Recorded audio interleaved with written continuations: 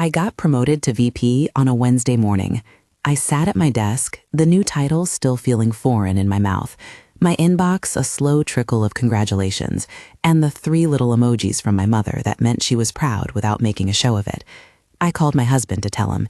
He was halfway through a live stream, earbuds in, camera angled just so. When I told him, his voice flattered itself for a second.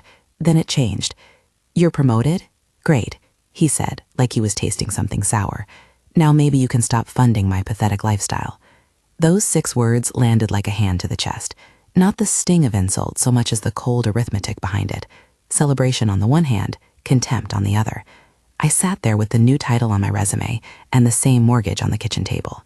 The granite in our kitchen gleamed in the flash of late sunlight as I washed the coffee mug I'd grabbed on the way out to work. Rosemary from the little herb pot brushed my wrist. The ordinary sensory details, clammy mug, lemon skin soap, the soft tick of the oven clock, kept me from moving in a panic. For a moment, I let the image of myself with the new corner office float in the hollow place his comment had left. Then I went to the files. I didn't yell. I didn't throw words back. I did what I always do when something doesn't add up. I documented. Numbers don't sneer. Numbers don't deflect. Numbers either make a case or they don't. That night, after the congratulatory emails had fizzled and a client had called with one last-minute revision, I sat at the kitchen island with my laptop and pulled up every account we had. The joint checking, my personal brokerage, his business account that was more a PayPal pile, the mortgage escrow, our credit cards, the account we used for utilities. I downloaded 6 years' worth of statements. The PDFs piled up on the desktop like falling leaves. I made a new folder and named it with a kind of clinical detachment that felt almost funny. Financial-inventory-2024. Then I opened a blank spreadsheet and began to build columns. Category, year, amount, notes. I made space for the weird expenses he always called startup costs, and the recurring ones he said he would handle but never did. I left room for groceries, utilities, insurance, taxes, mortgage principal and interest, home repairs, and the small hourly things no one notices until someone adds them up. Lawn care, dog food, the extra gallons of ant killer, the vet copay when we had it, the PTO he never took because he was building something. It took me 3 nights. I worked late, long after the apartment was quiet and the city outside my windows thin to distant in different hums. I lit the rosemary candle to keep the kitchen from smelling like late-night takeout. The glow from the laptop painted my hands the same color as the spreadsheet rose. There's a kind of intimacy to cataloging someone's life in figures. You become a historian of the small betrayals. I didn't rush the math. I reconciled bank balances line by line. When I hit an oddity, a transfer labeled Ryan Business for $1,650 in March of 2020, I flagged it. When a credit card showed a monthly payment that was neglectfully paid and only recently brought current, I highlighted it.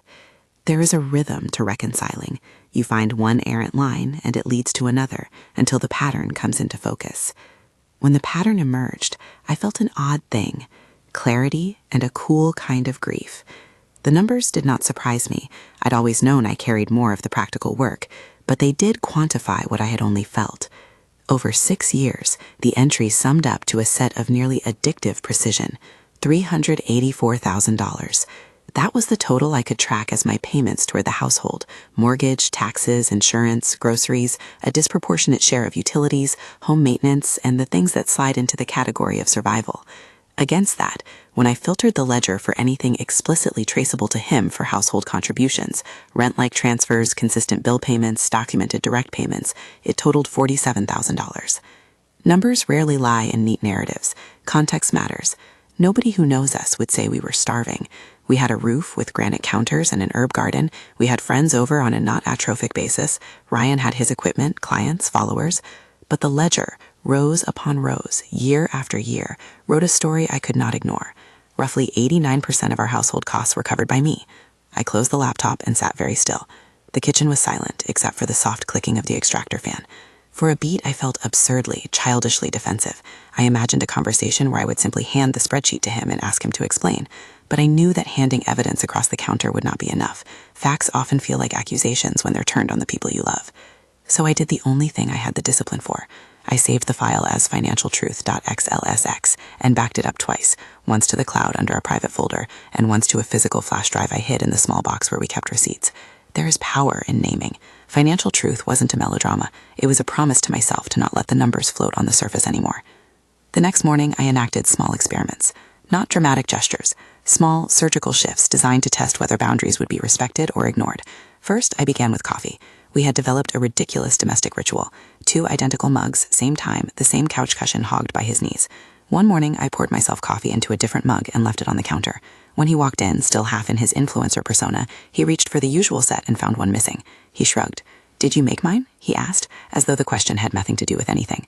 I said, "No." Then I added, "You can Venmo me for the bags you use," and left the statement like a pebble in the water.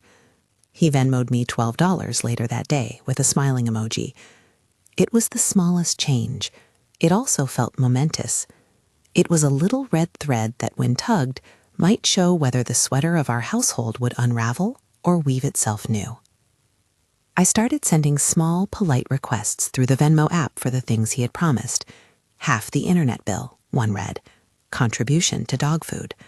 I kept my language journalistic, unemotional. No theatrics. A list of what had been agreed and what wasn't. He paid some, he ignored others. The pattern was consistent. He was more likely to pay when a friend was watching his feed or when his account receipts were public-facing. I also began to separate food.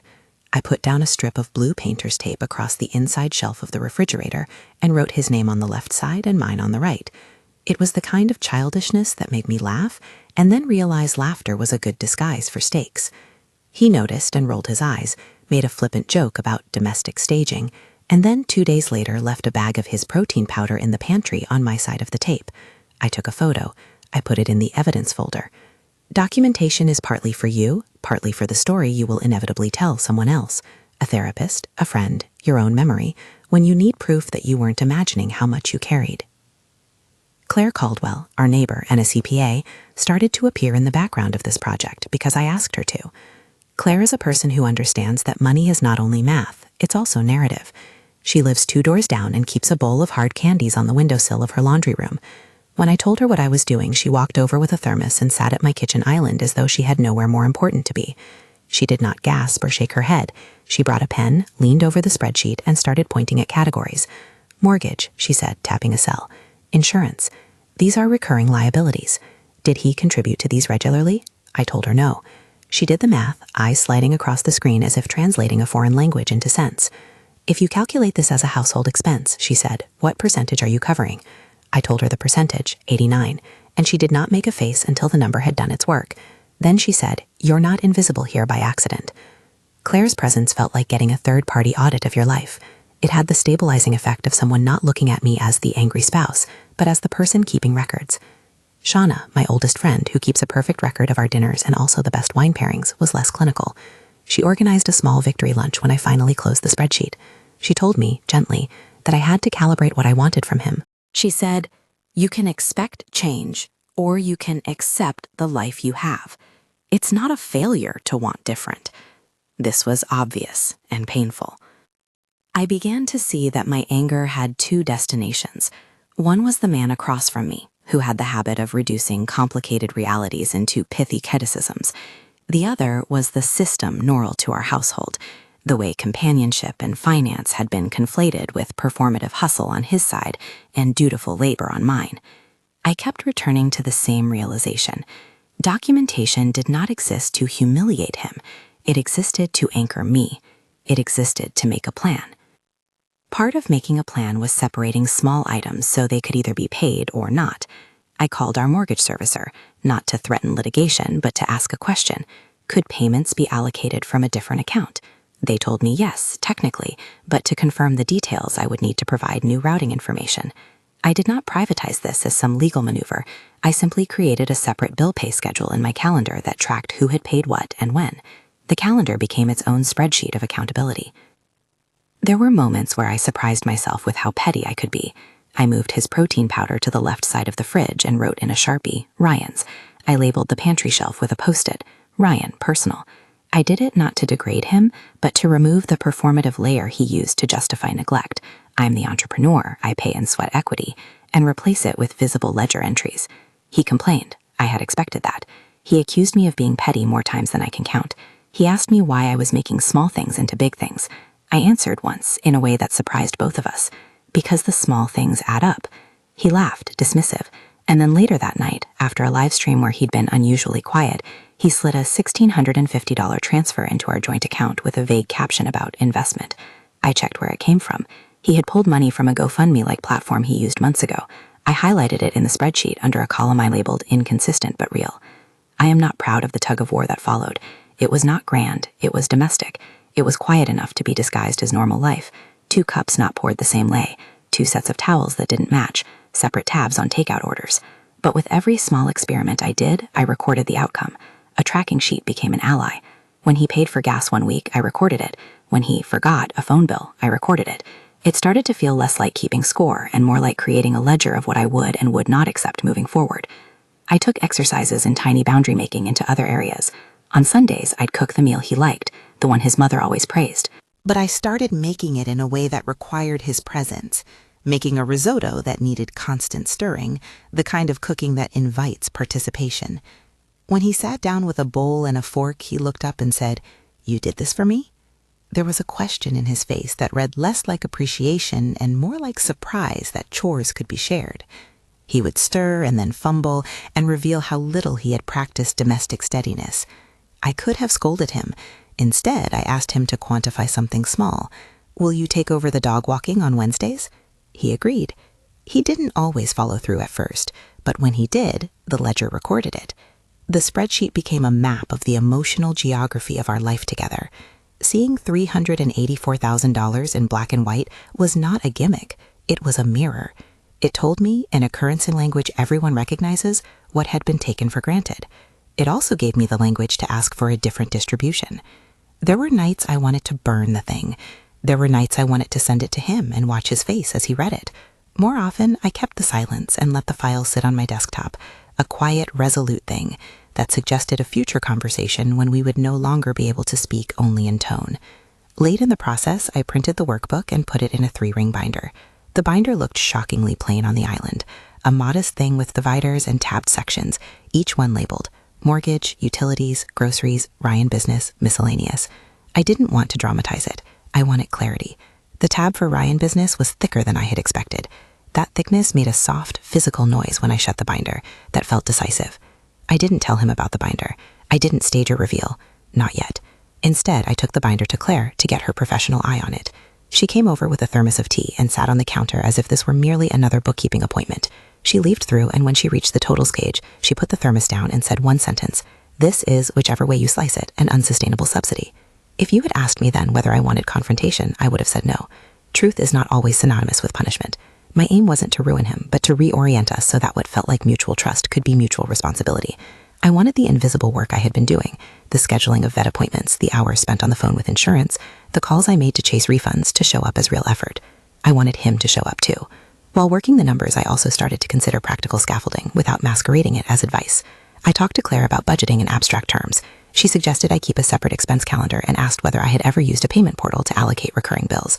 She didn't say get divorced or serve papers. She offered a professional nod and an offer to be a witness if there ever was an argument about math. Claire's calmness was like a buffer against the theatricality that lived inside my head about how everything would play out. There were small, scary moments. An Instagram comment he posted that felt like a swipe, a private text that read like a negotiation. He told friends in passing that my accounting habit was neurotic. People laughed. I answered with the spreadsheet. At work, the promotion was steadying. The new responsibilities required me to be organized in new ways. There is a strange irony to being promoted in one arena of life and having to fight for recognition in another. I began to think of the spreadsheet not only as personal proof, but as a metaphor for what I had always been good at: organizing, seeing patterns, holding systems steady. Those were skills in the office that were finally remunerated with title and pay. At home, they had always been unpaid. One afternoon, as I reconciled a year with particularly heavy home repairs, the sump pump, the roof flashing, I realized something else about the math. When you strip out occasional big-ticket items, the steady monthly contributions are what carry a household: mortgage, utilities, groceries, school fees. Smooth, boring things. That's where the $384,000 lived. Steady, ordinary expenditures that become extraordinary when someone carries almost all of them. I started to talk about the ledger in code with friends. "I'm doing an audit," I'd say at dinner. The words felt heavy and ceremonial. Shauna brought wine. "So what's the play?" she asked. I didn't have a final answer. I had strategy. Part of the strategy was to make the invisible visible, to create a way for the household to see what it had been dodging. Another part was learning to let consequences be immediate and practical rather than theatrical. If he failed to pay his share of the internet, for a time we would have a less pretty router plan. If he skipped his agreed fee, he'd have to explain missing class signups or subscriptions to his followers. The goal was not humiliation, it was behavioral friction, small impediments that made negligence costly. He noticed the changes. He noticed that his old moves stopped working. When he tried to gaslight me, when he blamed my mood for noticing patterns, I had rows of receipts. When he moved to complain about my controlling nature, I had a ledger, a calendar, dates, timestamps. He bristled. He said things like, "You're trying to make me into something I'm not." And I said, "I'm not trying to make you into anything. I'm trying to make us both accountable." On a rainy evening in April, after I'd installed another category in the spreadsheet labeled unreimbursed Ryan expenses, I got a text that looked innocuous. "Sunday lunch at my mom's. She wants to celebrate your promotion." That message should have been a simple courtesy. Instead, my chest tightened. Margaret, his mother, has the kind of presence who changes the energy in a room when she enters. She is an attorney by profession and temperament, methodical, cutting, in a way that is not cruel but precise. I thought about the binder on my island and the blue tape inside the fridge. I thought about the roster of small daily adjustments I was making, and I felt for the first time since that sneer that the space between what was private and what was public could be bridged. I did not want to ambush anyone. I wanted to be honest. The thought of sitting at Margaret's table with this ledger folded in my lap filled me with a complicated cocktail of dread and resolve. I began to imagine the scene, because imagining felt like rehearsal. The ridged sunlight through the dining room shutter, the smell of stock and rosemary, a place set with my good plate, because Margaret always used my mother's china when she wanted to flatter. I imagined her hand on the binder's edge as she read, and what would happen when someone who prizes evidence read a table of numbers that contradicted the family narrative. There are moments when you realize the private becomes public, not because you make it so, but because the truth has a way of demanding witness. If you make a ledger and hide it, it can protect you privately. If you bring the ledger into public, it becomes a different thing, a summons. I didn't decide yet whether I would bring it to Sunday lunch. I only knew I needed it to exist outside my head. So I prepared. I printed extra copies. I put notes in the margins for the explanations I wanted to be concise. I rehearsed phrases that were not accusations, but clear statements of fact. Here is what I have paid over the last 6 years. Here is what you have paid. I want to know how you intend to contribute moving forward. I imagined being calm. Meeting people with information is different from meeting them with emotion. I also set small, practical pieces in motion that felt like insurance for my sanity. I opened a separate bill pay profile online under my name and scheduled recurring payments for things that had to get paid on time. That would keep late fees off our credit and remove one small way his neglect could do damage. I told myself not to meet it as punishment. I was creating a buffer. Buffer is often what strategy looks like in domestic life. The week rolled toward Sunday. I kept the binder in the small box with the flash drive.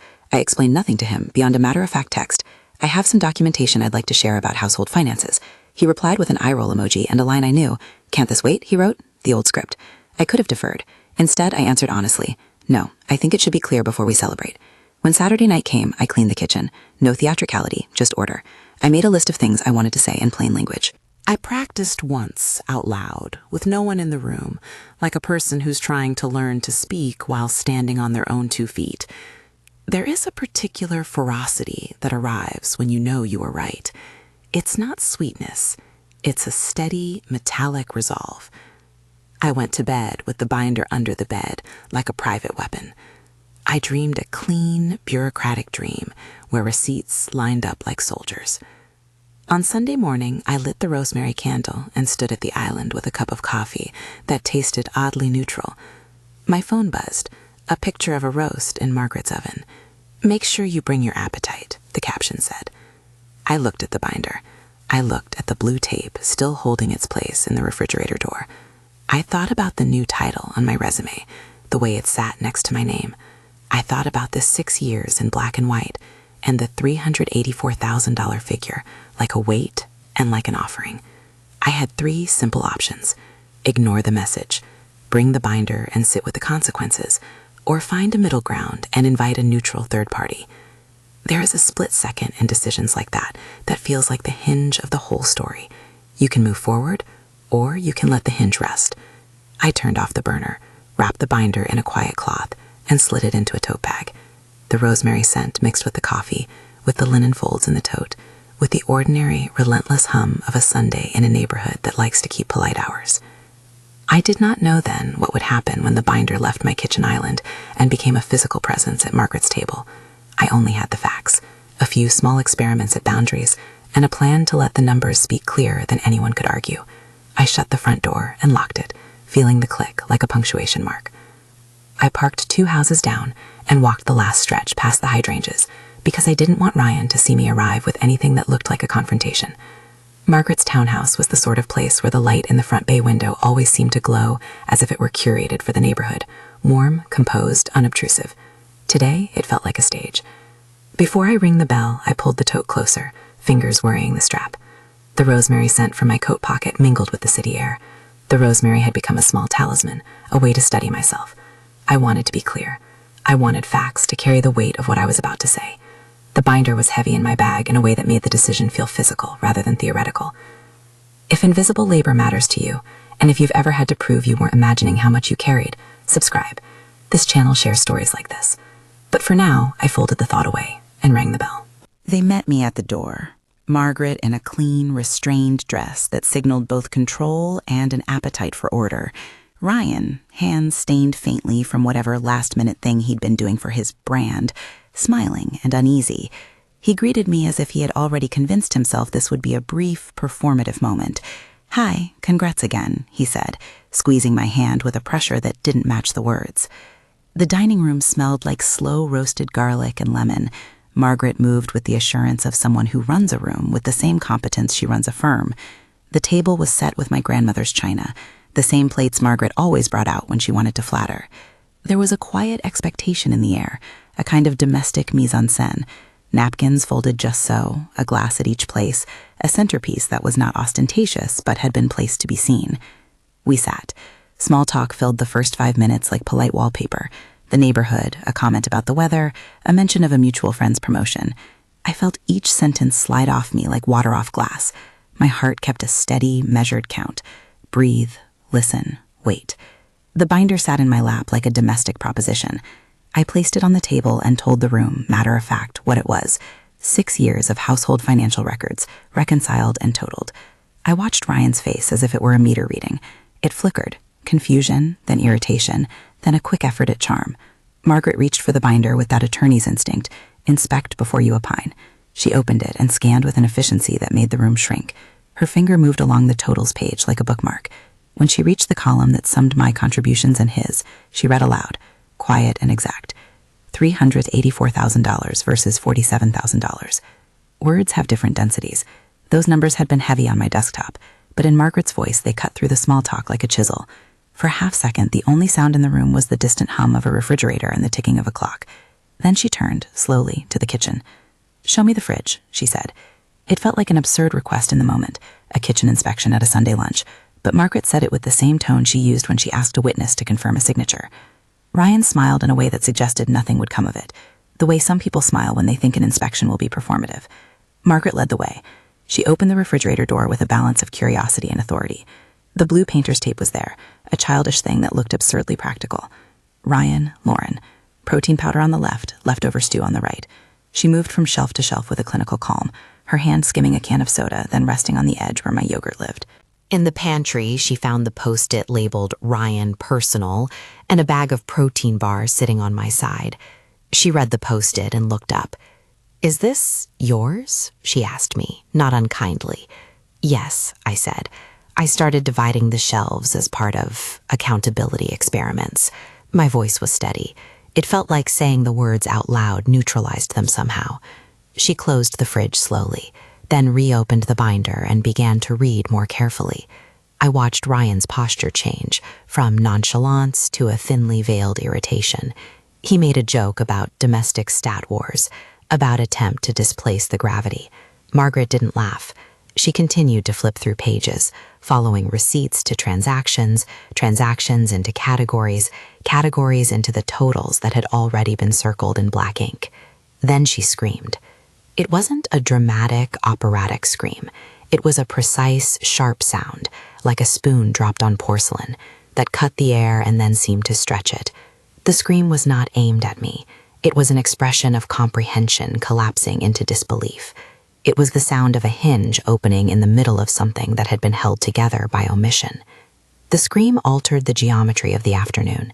It moved through the house and out the window and down the block. It made neighbors look up from their Sunday paper, phones hover over screens, a dog bark across the street. If you live in a neighborhood where people keep polite hours, A scream from an attorney is not something one ignores. Within minutes, people were at the front steps. Claire with a thermos, the Patels from next door with a look of stunned curiosity, Mr. Harrison with his cane and the kind of slow, deliberate gaze that says he processes events like weather. They filled the doorway and the stoop as if the house had called them by its light.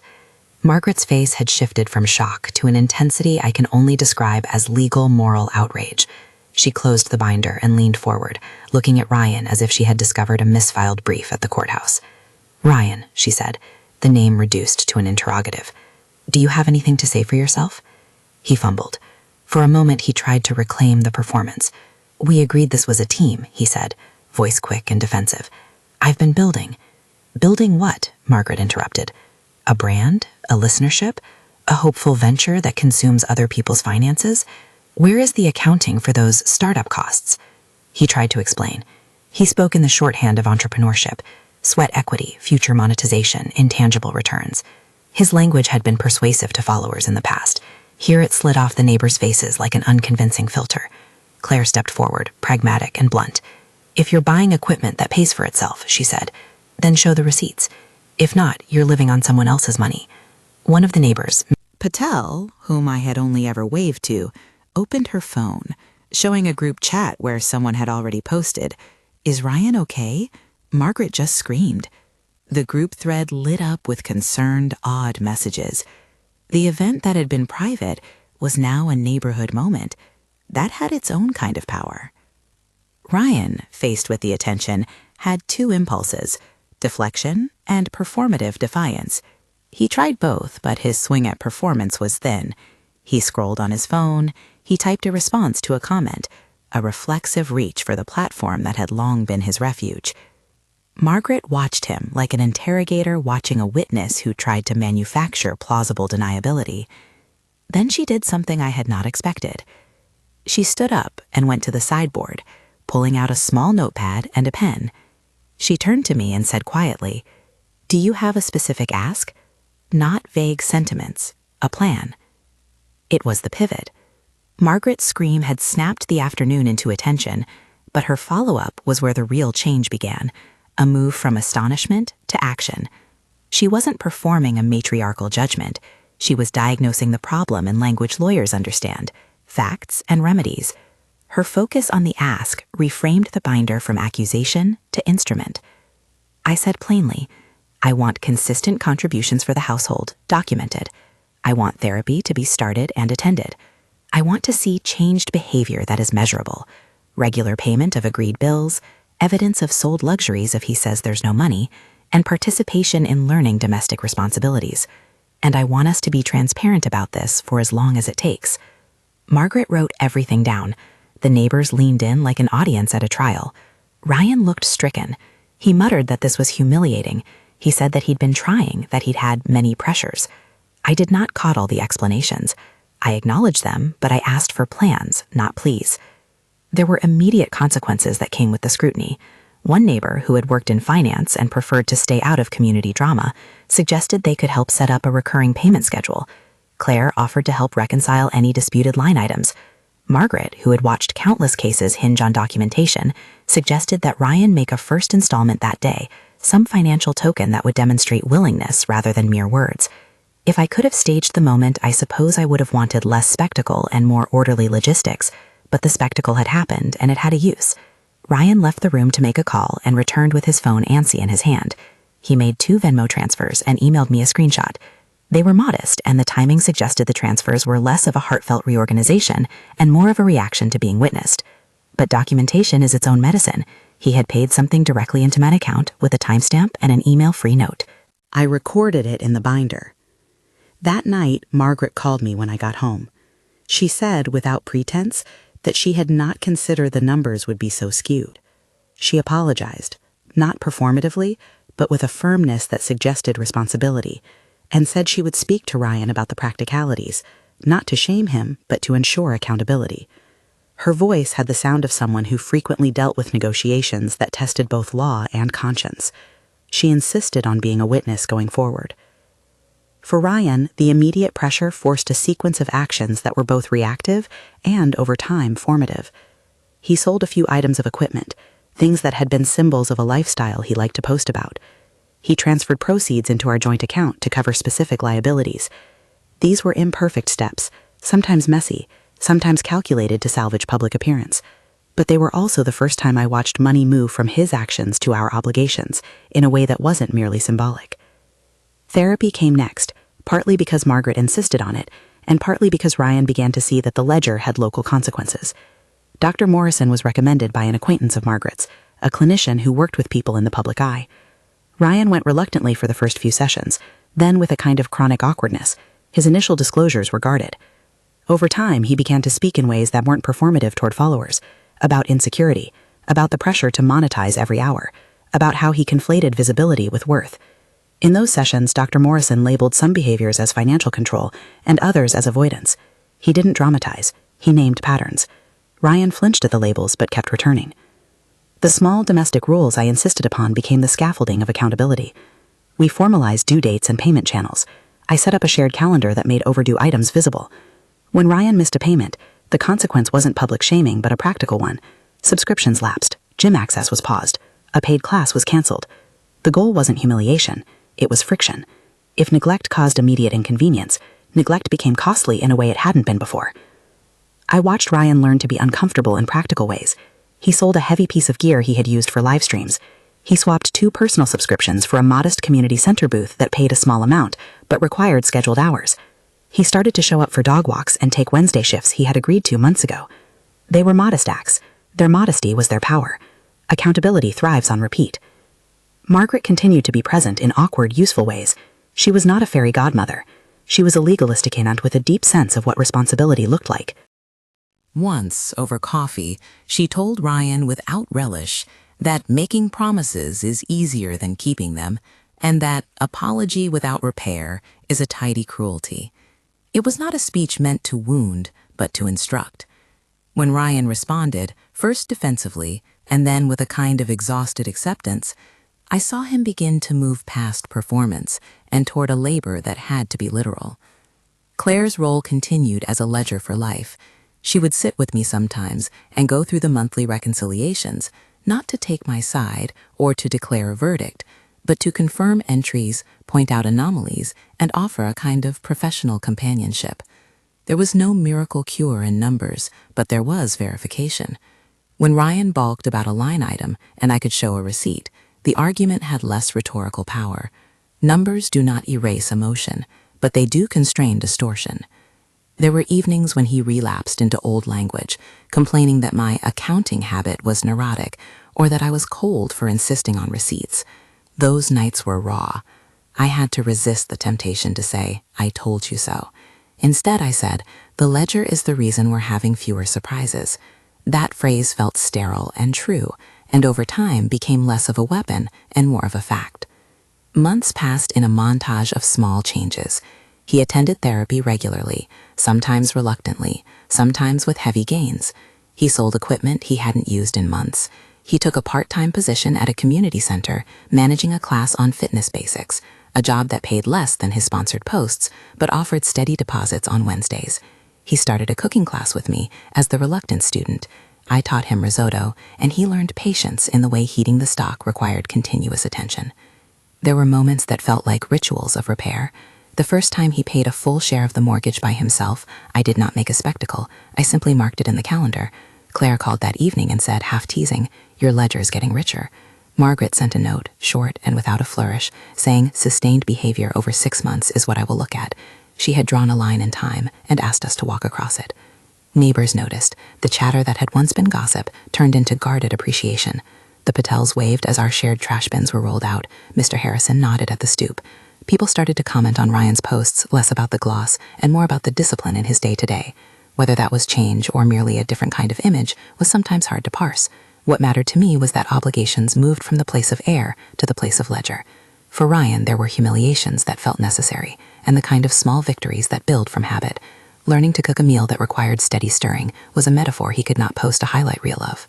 When he finally made a risotto without it sticking to the pot, he looked at me with a flush of pride and offered, "Do you want the first real dish I've made since this started?" I tasted it, gave him honest feedback, and the recital of that moment became a kind of currency we both stored. But not every day felt like progress. There were regressions, a missed therapy session, a forgotten subscription, an old text message where he made light of my need to control. Those relapses reminded me that accountability is not a single triumph, but a long season. I kept the binder updated, receipts taped, pages turned, entries reconciled. The ledger, which had been my armor, became our report card. At work, I noticed a change inside myself. The promotion continued to require me to deliver in unfamiliar ways, longer meetings, decision-making under pressure, the need to mentor younger staff.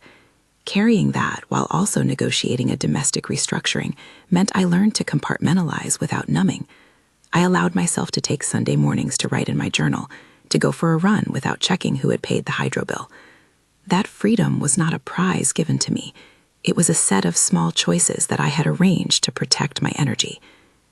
One evening, about 5 months after Margaret's scream, Ryan and I had a conversation that felt like a check-in, both tender and realistic. We sat at the kitchen island, our kitchen now, with fewer heroic efforts at staging and more honest clutter. He said, quietly, "I didn't realize how much I had leaned on you. I didn't want to be the man who took advantage, but I was afraid of asking for help." It was an unadorned admission. I asked him what that looked like from here. He said he wanted to keep therapy, to keep the community job, to keep payments on schedule, to practice cooking. He wanted, in other words, to accept the trouble of change.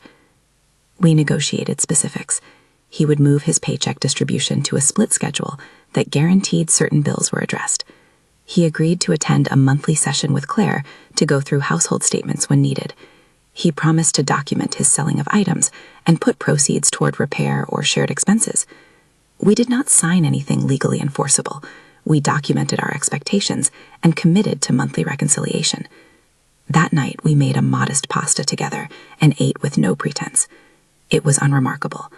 It was also, in a new way, durable. There were moments when I had to remind myself why I had insisted on the binder. The scream had been catalytic, yes, but the work after the scream was the true test. Accountability is not dramatic. It is repetitive. It's paying a utility on time. It's walking the dog without a prompt. It's listening in therapy. It's admitting when you slip. It's me setting a boundary and him showing up to respect it. Margaret's involvement also shifted. After the initial shock and her precision, she became an ally who offered pragmatic support rather than public shaming. Once at our kitchen table, now more of a site of negotiation than an altar of conformity, she said to Ryan, "You have to understand that privilege isn't only about money.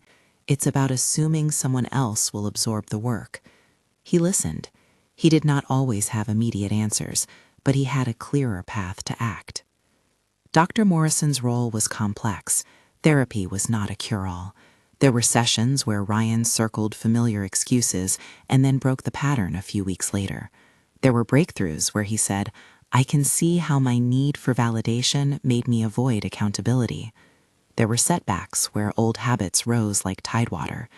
The work was messy and human, and I learned to live inside that mess with a ledger and a level of demands. At 6 months, the binder wasn't a weapon anymore. It was a shared logbook. It still had the label financialtruth.xlsx on the digital file, but the physical binder now contained pages where his handwriting met mine, notes about what had been paid, what had been arranged, what still required work.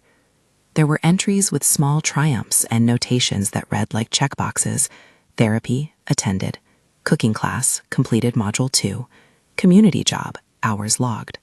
There were lines I had highlighted that were no longer acrimonious, but simply items on a list. Neighbors, who had been the chorus and occasional jury, began to treat our changes as part of the street's fabric. They nodded at Ryan on the stoop, sometimes asked about the cooking class, occasionally offered a recipe. Claire still kept a professional distance, but she would bring over a thermos and sit with spreadsheets like old friends sharing a table.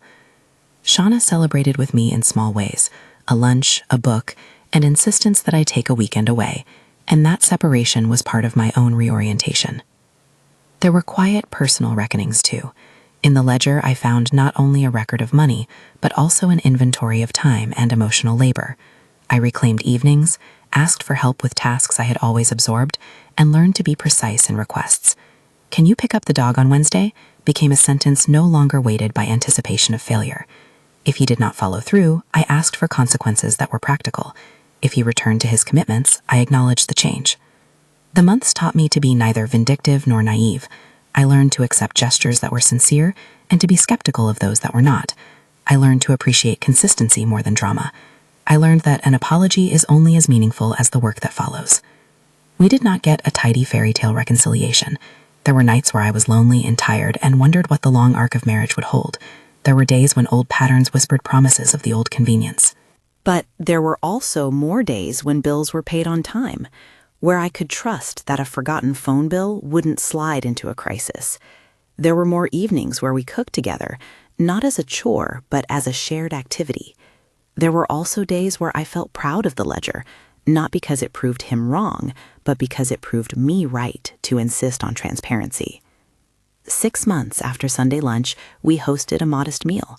No china as flourish, just honest plates and a simple roast. Margaret came early and sat in the kitchen while we finished something in the oven.